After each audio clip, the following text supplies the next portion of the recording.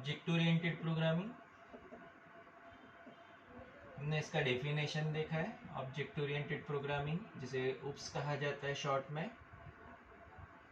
इसका सिंटैक्स देखा है। सिंटैक्स में क्लास हमने पढ़े थे।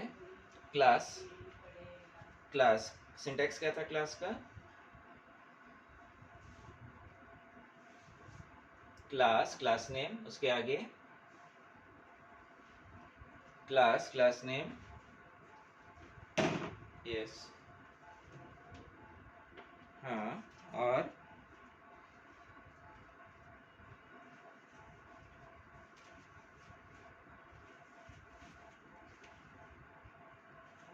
Yes class name. क्लास का जो सिंटैक्स हमने लिया, class name, keyword private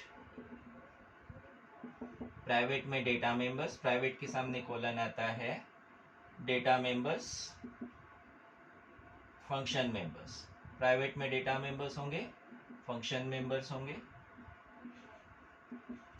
then public access में data members, function members, data members and function members. Then closing brace के बाद सेमीकोलन आएगा। ठीक है। देन इसमें जो मेंबर फंक्शंस है, इसको डिफाइन करने के लिए हमने दो तरीके देखे, एक इनसाइड क्लास डिक्लेरेशन, दूसरा outside class declaration. Inside class declaration में क्लास के अंदर मेंबर फंक्शन का डेफिनेशन आता है। आउटसाइड क्लास डिक्लेरेशन में क्लास के बाहर मेंबर फंक्शन को डिफाइन किया जाता है। और आउटसाइड क्लास डिक्लेरेशन के लिए हम लोगों ने सिंटैक्स यूज किया था रिटर्न टाइप क्लास नेम, हाँ, बराबर स्कोप रिजोल्यूशन ऑपरेटर, 4 डॉट्स जो होते हैं इसे स्कोप रिजोल्यूशन ऑपरेटर कहा जाता है। देन फंक्शन नेम, और अगर आर्गुमेंट्स है तो ब्रैकेट में आर्गुमेंट्स दिए जाते हैं। ये आर्गुमेंट्स का एग्जांपल हमने लास्ट क्लास में नहीं लिए थे। आर्गुमेंट्स वाला एग्जांपल देखते, सेम एग्जांपल जो हमने कल देखे थे उसी एग्जांपल को आर्गुमेंट्स के साथ देखते हैं। Return type class name, scope resolution operator, function name, arguments. जो लास्ट क्लास में एग्जांपल देखे हमने सम ऑफ टू नंबर्स का, वही same example. Sum of two numbers लिया था ना कल, कि एरिया ऑफ सर्कल लिया था मैंने? सम ऑफ टू नंबर्स, वही सेम एग्जांपल यूजिंग आर्गुमेंट्स वाला जो कंसेप्ट है उसमें sum of two numbers using object oriented programming, hash include iostream.h,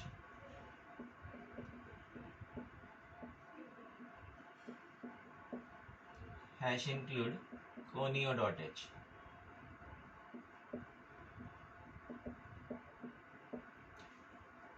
चार पार्ट्स में जो प्रोग्राम बनता है उसमें से पहला पार्ट हो गया इंक्लूड फाइल्स, दूसरा क्लास डिक्लेरेशन, क्लास सम। सेम प्रोग्राम बना रहे हम लोगों ने जो कल वाले क्लास में बनाए थे। Class sum, keyword private, variable integer a b c consider कर सकते हैं। अगर मैंने प्राइवेट कीवर्ड नहीं दिया तो चलेगा क्या? चल जाएगा, क्योंकि अगर प्राइवेट कीवर्ड नहीं भी देते तब भी पूरा ये जो कुछ भी क्लास में है वो पूरा प्राइवेट है। देन पब्लिक, इसमें हमने मेंबर फंक्शन लिया था, इसको मॉड्यूलराइज करते हैं। ठीक है, कल हमने एक ही फंक्शन लिया था वॉइड, मेरे ख्याल से ऐड, वॉइड ऐड। अब इसको मॉड्यूलराइज करते हैं। मैंने उसमें भी बोला था वॉइड ऐड के केस में हमने इनपुट, प्रोसेस और आउटपुट तीनों एक ही ऐड फंक्शन में दे दिए थे। अब उसको मॉड्यूलराइज करते हैं। मॉड्यूलराइज करने के लिए गेट डेटा फंक्शन इनपुट के लिए यूज करते हैं, गेट डेटा, और इसमें देते हैं डिफॉल्ट आर्गुमेंट्स। जो आर्गुमेंट्स लिखे थे हमने ब्रैकेट में, integer x, integer y, A B लिया तब भी चलेगा, क्योंकि ए बी अगर गेट डेटा के साथ है तो ए बी गेट डेटा के लोकल वेरिएबल्स है, और ए बी इधर सम क्लास के लिए उसके लोकल वेरिएबल्स है। दोनों में ए बी हो सकता है, बट हम लोग हमारा कंफ्यूजन अवॉइड करने के लिए इसको अलग रखेंगे, अलग वेरिएबल्स यूज करेंगे। Then integer add void output के लिए लेते हैं प्रिंट फंक्शन, कैलकुलेशन के लिए ऐड फंक्शन। हमने 3 पार्ट्स में से डिवाइड किया, गेट डेटा इनपुट के लिए, ऐड फंक्शन कैलकुलेशन के लिए और प्रिंट फंक्शन आउटपुट के लिए, क्लोजिंग ब्रेस, उसके बाद देते हैं सेमीकोलन। देन जैसे हमने ऐड फंक्शन डिफाइन किया था वैसे अब ये तीनों को एक एक करके डिफाइन करते हैं और तीनों में स्टेटमेंट्स डिवाइड होंगे। गेट डेटा सिर्फ इनपुट के लिए होगा, इसका स्टेटमेंट बताओ कैसे बनेगा। आउटसाइड क्लास डेफिनेशन यूज करें हम लोग।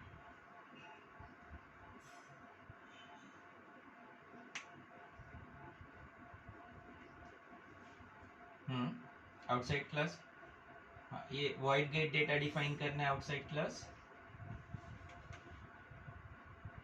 नहीं, पहले पूरा वॉइड गेट डेटा का सिंटैक्स देना पड़ेगा। आउटसाइड क्लास डेफिनेशन का सिंटैक्स देखो।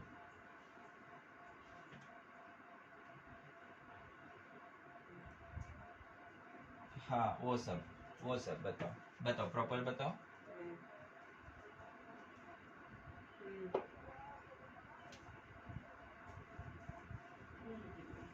void means return type, then class name is sum, scope resolution operator, function name, get data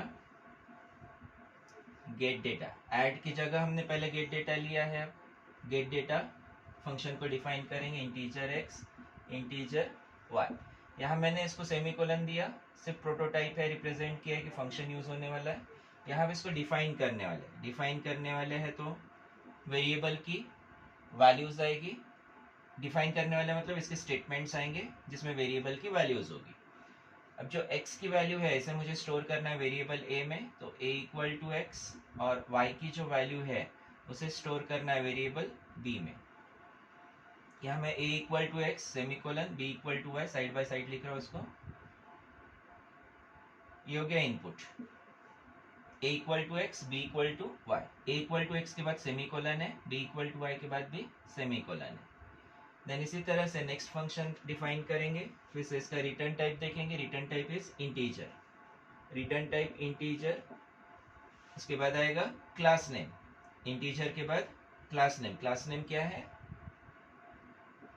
सम। फिर scope resolution operator, function name add. Addition के लिए हमारे पास तीसरा वेरिएबल है c equal to a plus B. Addition का जितना part है उतना ही हम लोग इसमें रखेंगे, और रिटर्न टाइप इंटीजर होने की वजह से यहाँ देते statement return c। Second function हो गया ऐड फंक्शन। ऐसा ही हमको आउटपुट के लिए प्रिंट फंक्शन डिफाइन करना है, इसका स्टेटमेंट बताओ। इसका डेफिनेशन void, यस void, उसके बाद class name sum, then scope resolution operator, then function name print. ये सम को आउटपुट में डिस्प्ले करेगा, C out slash N sum equal to variable C में हमने सम लिया है, आउटपुट में डिस्प्ले करेगा। नेक्स्ट आता है मेन फंक्शन। यहाँ तक 3 पार्ट्स हो गए, एक तो इंक्लूड फाइल्स हो गया, दूसरा क्लास डिक्लेरेशन, ये क्लोजिंग ब्रेस के बाद सेमीकोलन, यहाँ क्लास का डिक्लेरेशन एंड होता है। उसके बाद मेंबर फंक्शन का डेफिनेशन, गेट डेटा को डिफाइन किया, सेकेंड ऐड फंक्शन है उसे डिफाइन किया, तीसरा प्रिंट फंक्शन है उसे डिफाइन किया। ऐसे 3 मेंबर फंक्शन हमने डिफाइन किए। ये 3 मेंबर फंक्शन यानी function definition, member function definition या क्लास डेफिनेशन। लास्ट पार्ट अब आएगा main function. Main function start करते हैं void main से। void main, मेन फंक्शन में इस सम क्लास के लिए ऑब्जेक्ट बनेगा, सम क्लास के लिए ऑब्जेक्ट वेरिएबल बनाएंगे सम s। सम क्लास के लिए ऑब्जेक्ट वेरिएबल बनेगा, इस ऑब्जेक्ट वेरिएबल से मेंबर फंक्शंस एक्सेस होंगे। CLR SCR दे सकते हैं, रिक्वायर्ड नहीं है, नहीं दिया एक आधे बार CLR SCR तो चलेगा। इस S वेरिएबल से मुझे पहले गेट डेटा को एक्सेस करना है। अब यहाँ एक्सेस करते वक्त, डिफाइन करते वक्त सीक्वेंस ऊपर नीचे हो गया चलेगा, बहुत फर्क नहीं पड़ेगा। लेकिन जब हम लोग ऑब्जेक्ट से एक्सेस कर रहे हैं तो सीक्वेंस इंपॉर्टेंट है। ऑब्जेक्ट से एक्सेस करते वक्त इनपुट पहले, फिर प्रोसेस और फिर आउटपुट, ऐसे उसी सीक्वेंस में फंक्शंस को एक्सेस करना है। अभी इनपुट के लिए हमारे पास है गेट डेटा, लेकिन गेट डेटा फंक्शन देते वक्त हमने सी आउट स्टेटमेंट का यूज नहीं किया, जिसमें यूजर से वैल्यूज कलेक्ट करने वाला ऑप्शन नहीं लिया, जबकि मैं वो उस तरह का ऑप्शन देने की बजाय मैंने इसके अंदर आर्गुमेंट्स दिए। इन आर्गुमेंट्स की डायरेक्ट वैल्यू हम लोग गेट डेटा फंक्शन के साथ दे सकते हैं। इस तरह के आर्गुमेंट्स को कहा जाता है default arguments. This type of values और this type of arguments are known as default arguments, क्योंकि यहाँ पे डिफॉल्ट वैल्यूज दी हमने। This 10 is default value, 10 is default value for x and 20 is default value for y. x के लिए default value 10 है और y के लिए डिफॉल्ट वैल्यू 20 है, तो इसे कहा जाता है डिफॉल्ट आर्गुमेंट्स। यहाँ हम लोग साथ में इसको स्पेसिफाई कर सकते हैं default arguments.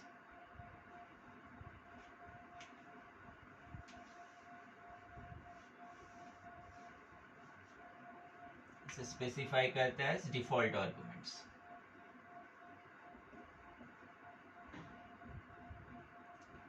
Default arguments. S dot get data default values है, एक वेरिएबल मीन्स x के लिए वैल्यू 10 और y के लिए 20। x की वैल्यू जो भी आएगी, ये x को जो भी वैल्यू मिलेगी ये वैल्यू स्टोर होगी a में, y को जो वैल्यू मिलेगी वो स्टोर होगी b में। उसके बाद c equal to a plus B से x और y की जो वैल्यूज a b में स्टोर हुई उससे एडिशन होगा, c का जो रिजल्ट है वो रिटर्न होगा, आउटपुट में यहाँ से डिस्प्ले होगा। एस डॉट गेट डेटा के बाद नेक्स्ट फंक्शन जो हम लोगों को एक्सेस करना है एस डॉट ऐड प्रोसेस वाला फंक्शन, और तीसरा फंक्शन आउटपुट के लिए हमने लिया है print function S dot print. ऐसे 3 मेंबर फंक्शंस एक्सेस करेंगे, आखिरी में गेट सी एच देंगे, क्लोजिंग ब्रेस। यहाँ हम लोग जो एक्सेस कर रहे स्टेटमेंट एक्सेस करने के लिए जो स्टेटमेंट्स दे रहे हैं उसको एंड में सेमीकोलन देना है। ठीक है, अच्छे से समझ में आ गया ये?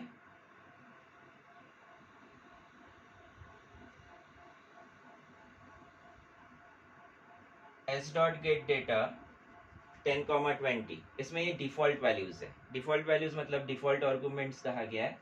अगर हम लोग ये ब्रैकेट में आर्गुमेंट्स देते हैं तो इसको वैल्यू देना पड़ेगा, और ये वैल्यू यूजर से डायरेक्ट लेने की बजाय ये डिफॉल्ट आर्गुमेंट्स इस फंक्शन के साथ दिया जाता है, फंक्शन के साथ ब्रैकेट में स्पेसिफाई करते हैं। जैसे यहाँ मैंने 2 वैल्यूज दी, 2 नंबर्स दिए, पहला नंबर इसमें से पहला वेरिएबल जो भी इसके साथ गेट डेटा के साथ है उसके साथ असाइन होगा, दूसरा वैल्यू जो है इसके साथ दूसरा वेरिएबल जो है उसको असाइन होगा। और अगर कोई तीसरा वैल्यू होता और यहाँ तीसरा वेरिएबल होता और मैंने तीसरा वैल्यू दिया होता तो जो थर्ड वैल्यू है वो थर्ड वेरिएबल को असाइन होती। ये वैल्यूज x और y को हमने दिया है, लेकिन x और y से सम क्लास के प्राइवेट मेंबर्स को असाइन किए। प्राइवेट मेंबर्स को मैंने डायरेक्ट कहीं बाहर एक्सेस नहीं किया, यहाँ पे एक्सेस नहीं किया। x में जो वैल्यू है वो वैल्यू मैंने a में स्टोर की, और y में जो वैल्यू है उसे स्टोर की b में। यानी x और y की जो वैल्यूज है ये मैंने कहाँ स्टोर किया? प्राइवेट वेरिएबल में। ठीक है, और a b के पास वैल्यूज आ गई तो फिर आगे प्रोसेस हो सकता है, कैलकुलेशन होगा और आउटपुट में रिजल्ट जनरेट होगा। ठीक है, समझा? लिखो।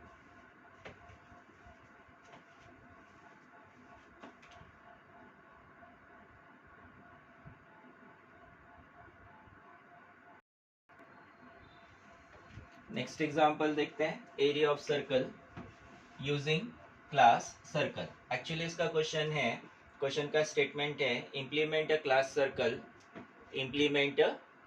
Circle to find area of circle. Implement a class circle बोला है, क्लास सर्कल यानी क्लास के कंसेप्ट में हमको प्रोग्राम डिजाइन करना है, और क्लास सर्कल बोला है हमें, सर्कल ने क्लास नेम दिया है सर्कल, क्लास नेम दिया है सर्कल। तो जो हमने सम लिया था उसको रिप्लेस करेंगे सर्कल से। अब सर्कल है, सर्कल का एरिया निकालना है तो हमको वेरिएबल्स कौन से चाहिए होंगे?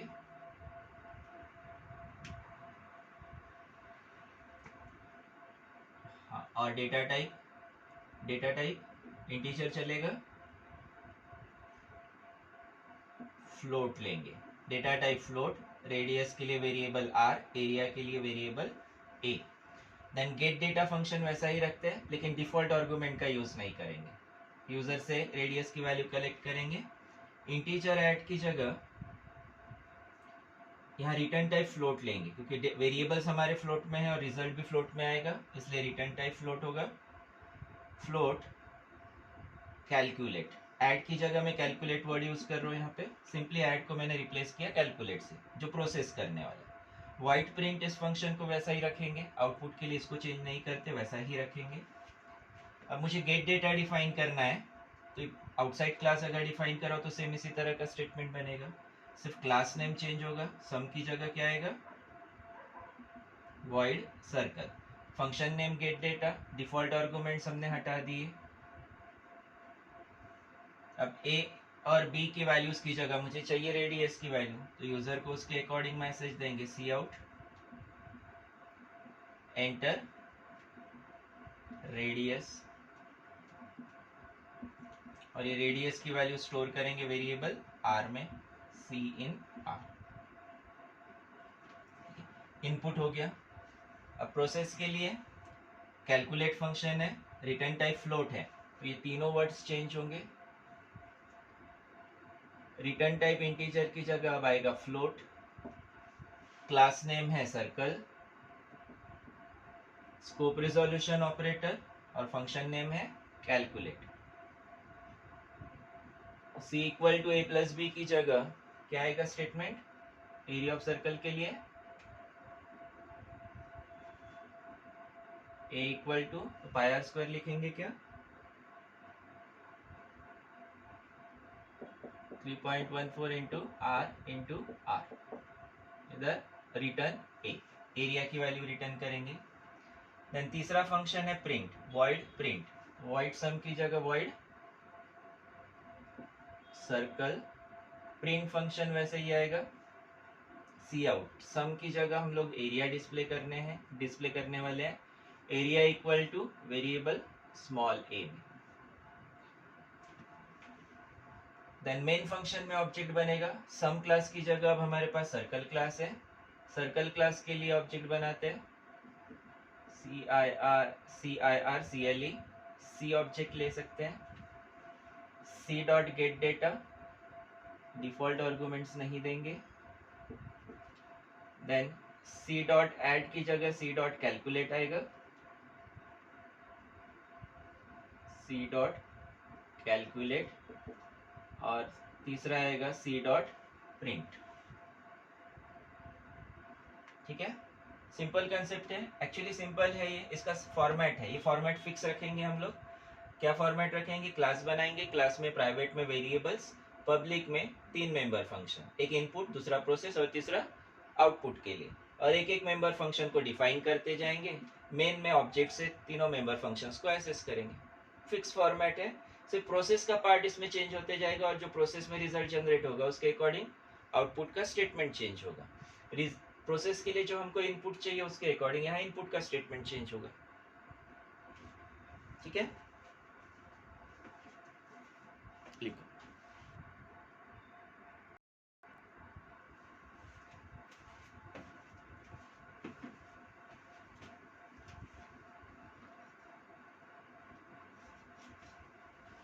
नेक्स्ट एग्जांपल देखते हैं, सेल्सियस टू फ़ारेनहाइट कन्वर्शन, ये किया है ना हमने, Celsius to Fahrenheit using class convert. Formula भी याद होगा हमको, याद है फॉर्मूला, C2F के लिए फॉर्मूला, क्या फॉर्मूला है, F इक्वल टू 1.8 9/5 या 1.8 plus multiplied by C plus 32। ठीक है, सर्कल जो था उसकी जगह यहाँ क्या बोला है, Celsius to Fahrenheit using class convert. इसका स्टेटमेंट है implement a class convert, implement a class convert to convert temperature in degree Celsius to degree Fahrenheit। Class convert बोला है, क्लास का कंसेप्ट होगा और क्लास नेम साथ में दिया है, क्या यूज करेंगे क्लास नेम, कन्वर्ट। तो यहाँ जहाँ सर्कल था उसकी जगह कन्वर्ट, प्राइवेट में वेरिएबल्स, डेटा टाइप फ्लोट रखेंगे, इंटीजर रखेंगे,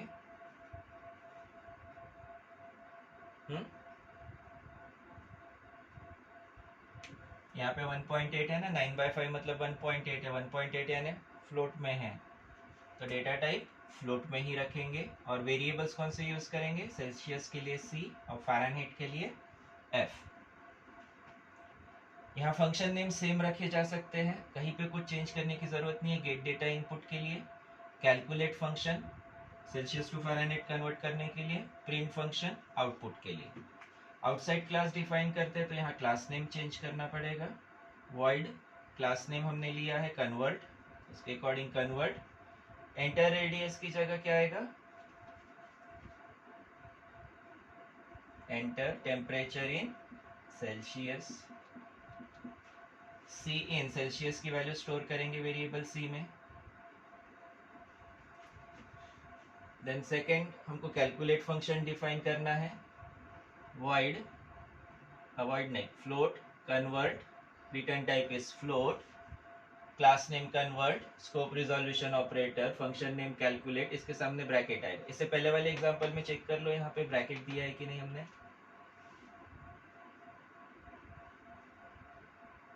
हाँ देख लो, उसको करेक्ट करो, कैलकुलेट के सामने ब्रैकेट आएगा। प्रोसेस में स्टेटमेंट हमको फार्मूला चेंज करना है, f equal to 1.8 multiplied by C plus 32 या 32.0 लिखा तब भी चलेगा।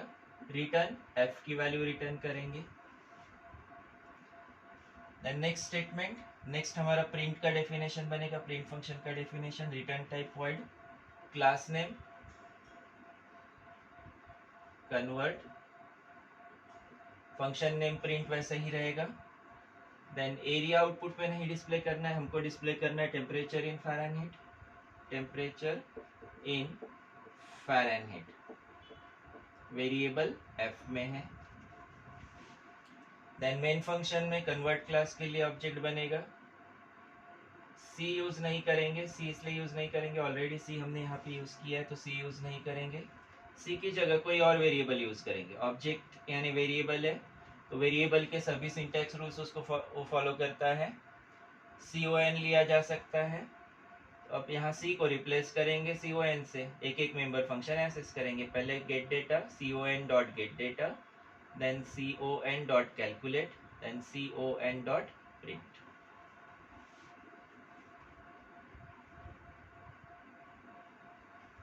ठीक है, लिखो इसे।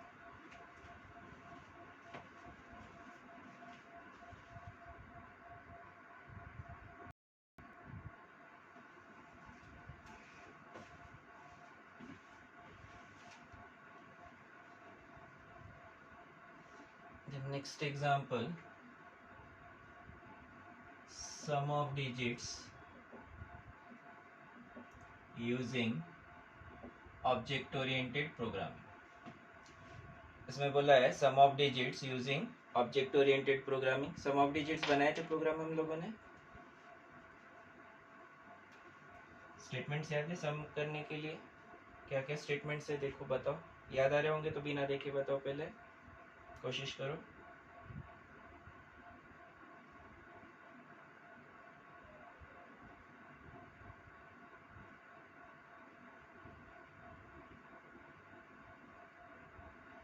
सम वाला स्टेटमेंट, सम मतलब एडिशन होगा ना, एडिशन होगा तो उसमें प्लस साइन आना चाहिए, स्लैश नहीं आएगा।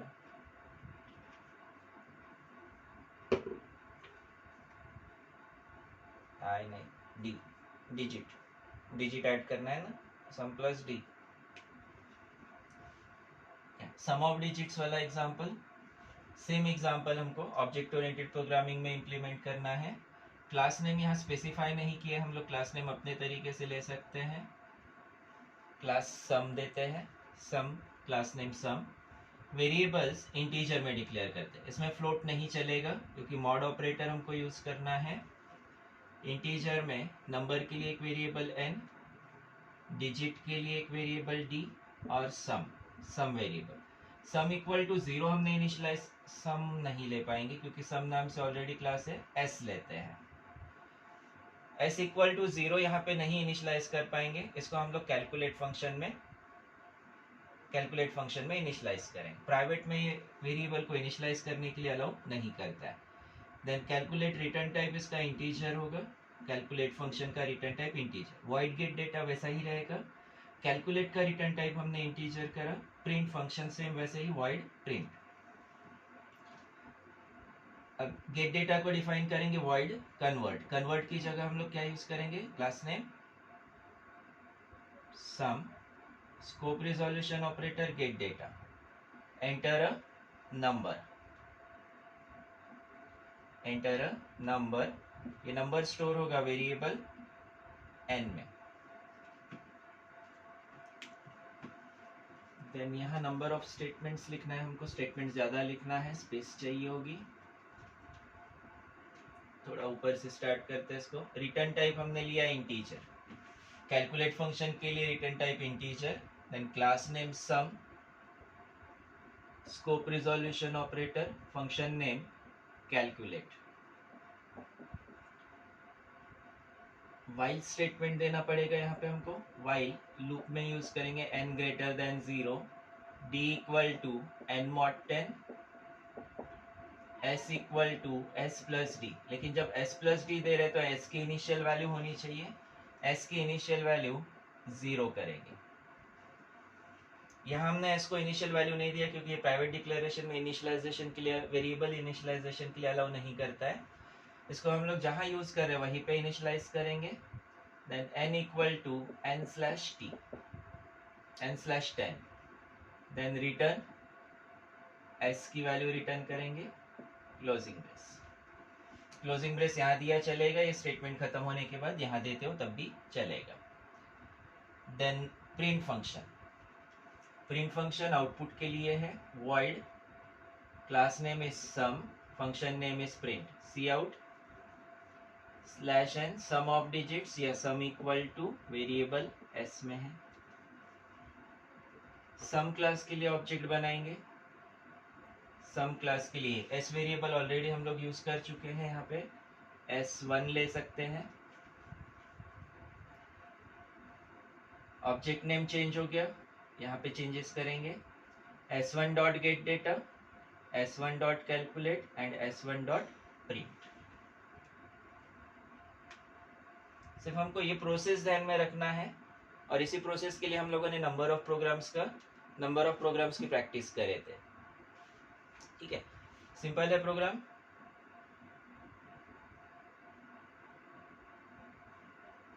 लिख,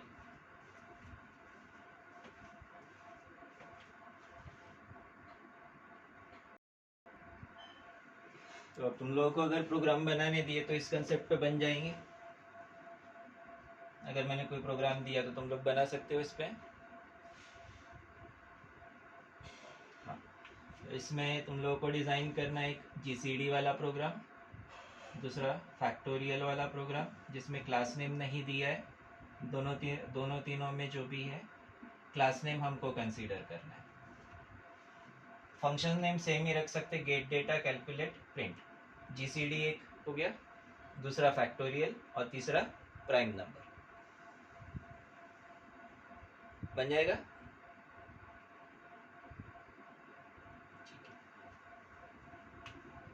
हाँ, जो भी जहाँ जहाँ जो भी कंडीशंस है वो सभी कंडीशंस हमको यूज करना है।